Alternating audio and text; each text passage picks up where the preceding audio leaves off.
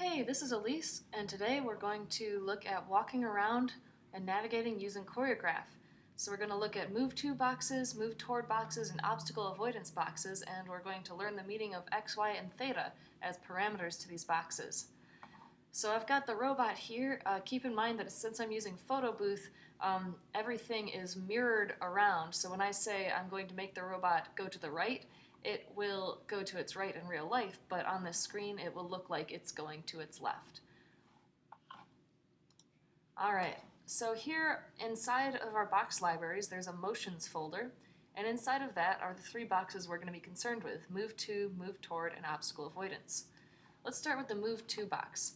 This one makes the robot move to a configured point relative to its current location. That means that wherever it starts out, you pass it parameters to tell it where it has to go relative to there.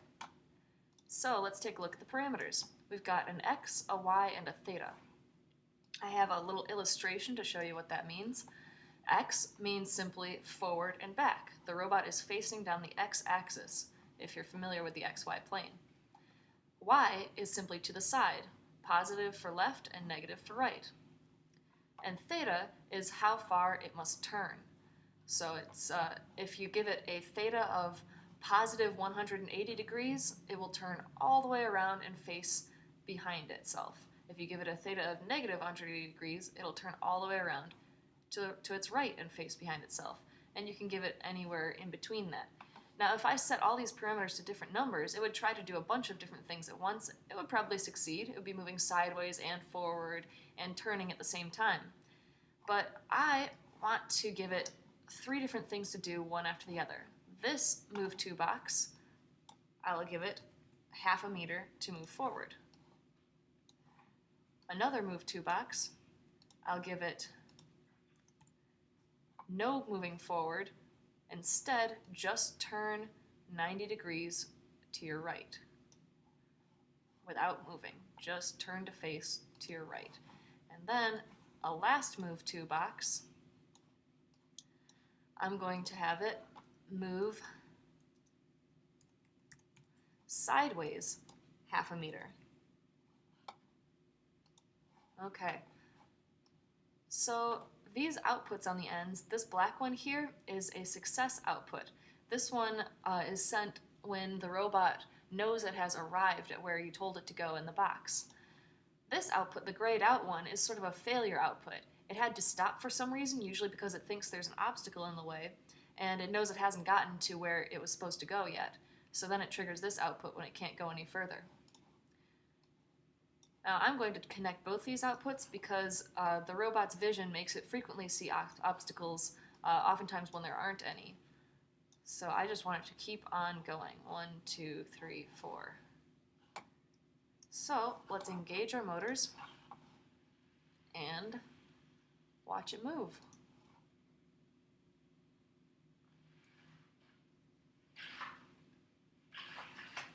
Oh, looks like it didn't think it could go forward at all or turn to the side. So now it's just moving to its right. Let's see if it can now do this moving forward without stopping.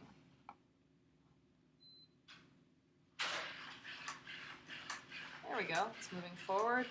We'll stop at half a meter. Alright, now it's turning to its right in real life. And now it's moving sideways.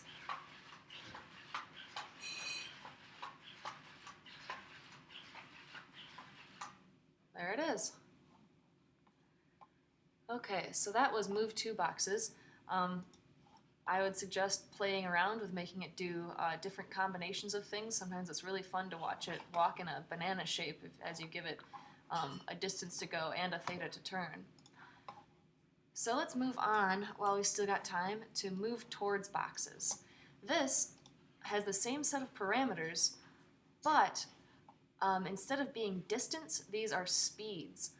As long as this box is active, the robot will keep on moving in the direction you give it at the speed that you give it until you tell it to stop. So I'm going to say move a little faster than that forward, And in order to get it to stop, I'm going to have it recognize my face and then tell me,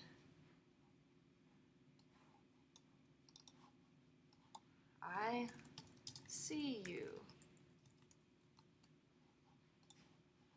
Okay, so we're going to start here and then have both of these activate at once, so it's walking forward and looking for a face.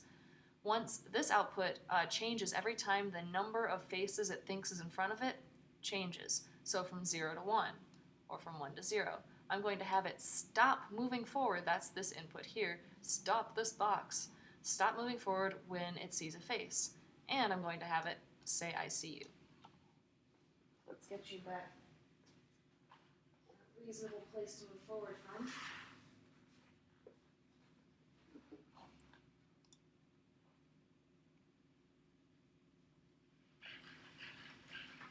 There it goes. I see you. I see you. I see you. I guess it sees me. Okay, so that's how that works. Again, you can pass it the move toward box, whatever parameters you want. You can have it shuffling sideways or turning, and so forth.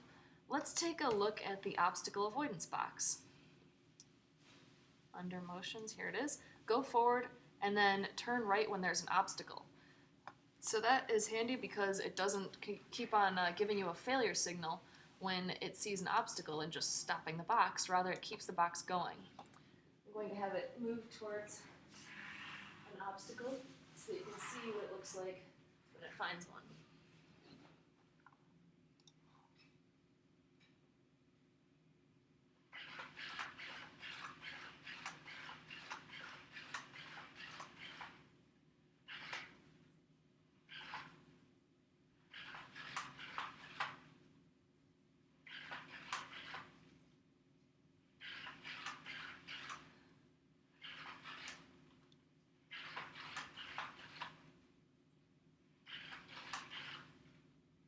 It's a little bit like a Roomba, isn't it?